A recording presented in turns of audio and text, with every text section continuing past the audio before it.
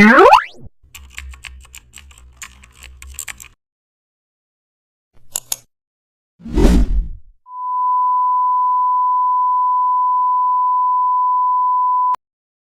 back to the channel. Don't forget to like, share and subscribe for more updates.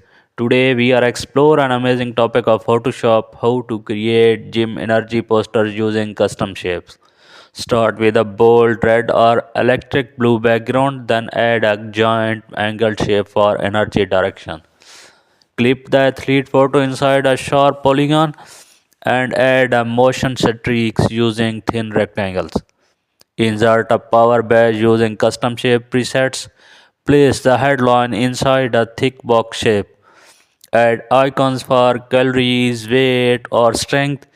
Use triangle shapes for aggression. Add price or membership info inside a rounded shape. Place CTA at bottom. Thanks for watching.